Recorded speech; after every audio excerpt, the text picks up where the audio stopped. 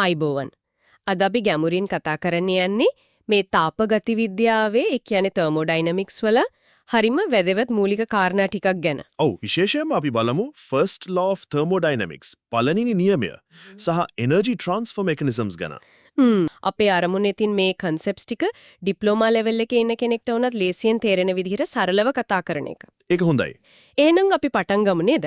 මුලින්ම බලමු මේ සිස්ටම් එකකුයි සරවුන්ඩින්ග්ස් එකකුයි අතරේ ශක්තිය එහෙමත් නැත්නම් එනර්ජි හුවමාරු වෙන්නේ කොහොමද කියලා. හරි. මේ energy transfer වෙන්න ප්‍රධාන විදි දෙකක් තියෙනවා. එකක් තමයි heat විදිහක අනික work විදිහක. heat and work. හරි. අපි මුලින්ම heat transfer ගැන ටිකක් කතා කරමු. heat transfer එකක් ඒ කියන්නේ තාප හුවමාරුවක් වෙන්න නම් අනිවාර්යයෙන්ම temperature difference එකක් උෂ්ණත්ව වෙනසක් තියෙන්නම ඕන. ස්වභාවිකවම හැමතිස්සෙම තාපය ගලන්නේ high temperature එකේ ඉඳන් low temperature එකට. හරි. මේකට ක්‍රම තුනක් තියෙනවා. conduction, convection සහ radiation. conduction කියන්නේ අර direct contact එකෙන් අංශු හරහා යන එක. convection කියන්නේ fluid එකක ද්‍රවයක හරි වායුවක හරි අංශු චලනය වීමත් එක්කම තාපය යන එක. radiation කියන්නේ electromagnetic waves විදිහට. ඒකට medium එකක් ඕනෙත් නැහැ. හරි. conduction, convection, radiation. එතකොට තාප හුවමරුවක් වින්නිම නැති අවස්ථාවක් තියනවාද? ඔව්. පද්ධතිය හොඳටම isolate කරලා නම් ඒ කියන්නේ perfectly insulated නම් එහෙම නැත්නම් temperature difference එකක් නැත්නම් ඒ process එකට අපි කියනවා adiabatic process කියලා. එතකොට heat transfer එකේ බිඳුවයි. adiabatic Q = 0. ඔව්. heat calculate කරද්දී ද්‍රව වලට අපි specific heat C පාවිච්චි කරනවා. හැබැයි gases වලට CP සහ CV කියලා දෙකක් තියෙනවා. මොකද pressure එක constant ද volume එක constant ද කියන එක මත රත් වෙද්දී වෙන දේ වෙනස්. හරි. ඒක පැහැදිලි. එතකොට work transfer කියන්නේ මොකද්ද? ඒක වෙන්නේ කොහොමද? සරලවම කිව්වොත් temperature difference එකක් නිසා නොවන අනිත් හැම energy transfer එකක්ම work ගණයට වැටෙන්නේ. ඒ කියන්නේ උෂ්ණත්ව වෙනස drive කරන්නේ heat විතරයි. හරියටම හරි. අනිත් ඔක්කොම work. basic definition එක work equals force into distance. හැබැයි විවිධ types තියෙනවා. expansion compression work, electrical work, magnetic work, අර paddle wheel work වගේ ඒවා තියෙනවා. paddle wheel work. ඒ කියන්නේ shaft එකක් කරලා වගේ system එකට energy දෙන එක. හරි.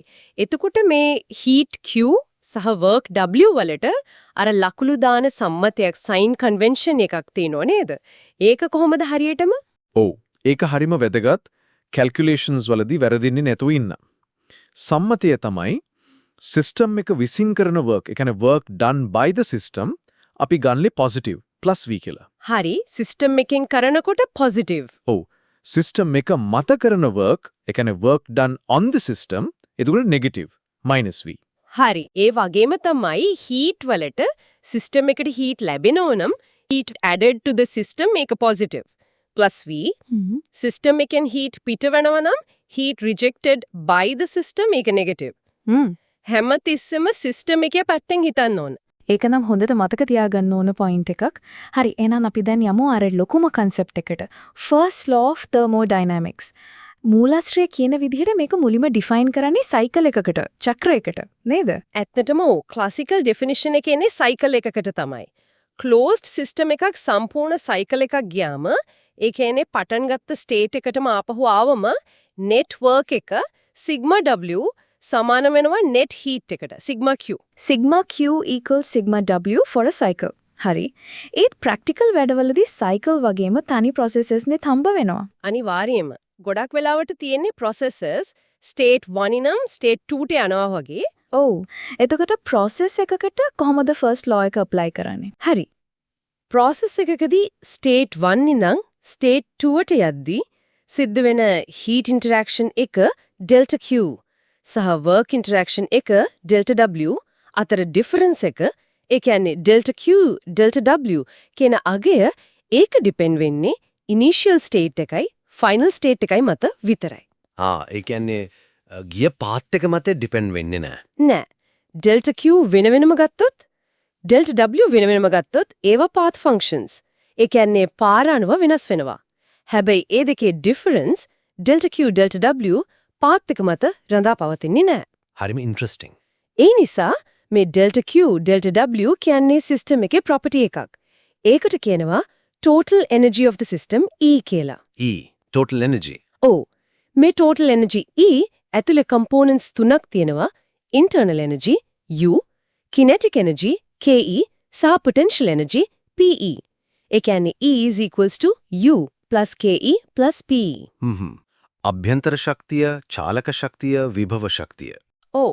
ඉතින් process එකකට first law එකේ differential form එක ලියන්නේ dQ dW is equal to dE කියලා.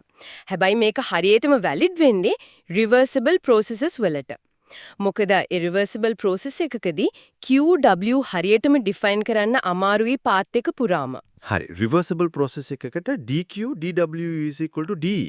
එතන de කියන්නේ අර u ke pe වල වෙනස. හරියටම හරි. DE is equal to DU plus DKE plus DPE. බොහොම පැහැදිලි. අපි මේක තව ටිකක් තේරුම් ගන්න අර application example එක බලමුද? මූලාශ්‍රයේ දිනනවා ඔඩිටෝරියම් එකක 400 දෙනෙක් ඉන්නවා. ඔව් මතකයි. එක්කෙනෙක්ගෙන් පැයකට 900 කිලෝජූල් heat loss එකක් වෙනවා environment එකට. හරි. එකපාරටම ventilation system එක නැවතුනොත් පළවෙනි මිනිත්තු 10 ඇතුළත ශාලාවේ තියෙන වාතය internal energy එක කොච්චරකින් වැඩි වෙයිද කියලා අහන්නේ. හරි. මෙතන අපේ system එක තමයි ශාලාවේ තියෙන වාතය.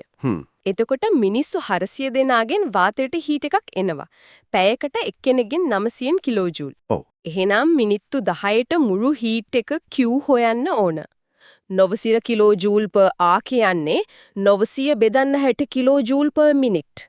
ඒක 10 මිනිත් වලින් වැඩි කරලා 400 දෙනා තමයි බලන්න 400 නුත් වැඩි කරන්න ඕන. 900 බෙදන්න 60 10 400 ඒ කියන්නේ 15400 සමාන වෙනවා 60000 කිලෝජූල්. හරියටම හරි. 60000 කිලෝජූල්. මේ heat එක system එකට ලැබෙන නිසා අපේ sign convention එක අනුව Q සමානයි +60000 කිලෝජූල්. හරි. Q හරි. work W එක කොහමද?